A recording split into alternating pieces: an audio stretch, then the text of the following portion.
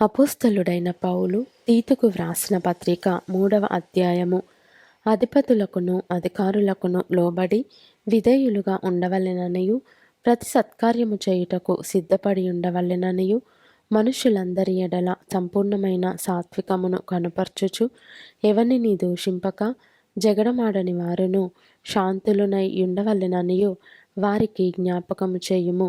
ఎందుకనగా మనము కూడా మునుపు అవివేకులమును అవిధేయులమును మోసపోయిన వారమును నానా విధములైన దురాశలకును భోగములకును దాసులమునై ఉండి దుష్టత్వమునందును అసూయయందును కాలము గడుపుచు అసహ్యులమై ఒకరినొకడు ద్వేషించుచు ఉంటిమి గాని, మన రక్షకుడైన దేవుని యొక్క దయయు మానవుల ఎడల ఆయనకున్న ప్రేమయు ప్రత్యక్షమైనప్పుడు మనము నీతిని అనుసరించి చేసిన క్రియల మూలముగా కాక తన కనికరము చొప్పుననే పునర్జన్మ సంబంధమైన స్నానము ద్వారాను పరిశుద్ధాత్మ మనకు నూతన స్వభావము కలుగజేయుట ద్వారాను మనలను రక్షించెను.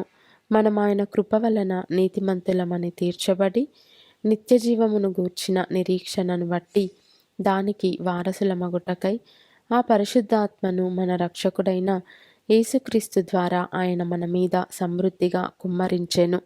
ఈ మాట నమ్మదగినది గనుక దేవుని యందు విశ్వాసముంచిన వారు సత్క్రియలను శ్రద్ధగా చేయుటయందు మనస్సుంచున్నట్లు నీవి సంగతులను గూర్చి దృఢముగా చెప్పుచుండవలెనని కోరుచున్నాను.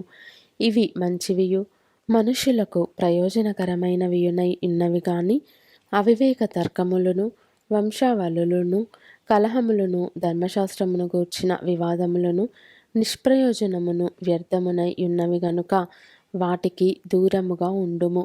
మతభేదములు కలిగించు మనుష్యునికి 1-2 మారులు బుద్ధి చెప్పిన తరువాత వానిని విసర్జించుము.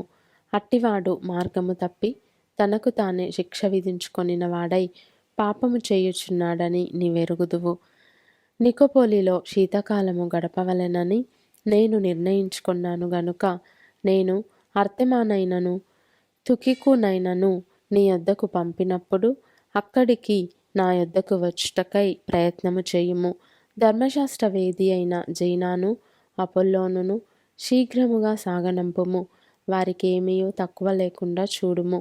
మనవారును నిష్ఫలులు కాకుండు నిమిత్తము అవసరమును బట్టి సమయోచితముగా సత్క్రియలను శ్రద్ధగా చేయుటకు నేర్చుకొనవలెను. నా యొద్ద ఉన్నవారందరూ నీకు వందనములు చెప్పుచున్నారు. విశ్వాసమును బట్టి మమ్మను ప్రేమించు వారికి మా వందనములు చెప్పుము. కృప మీ అందరికీ తోడయుండునుగాక.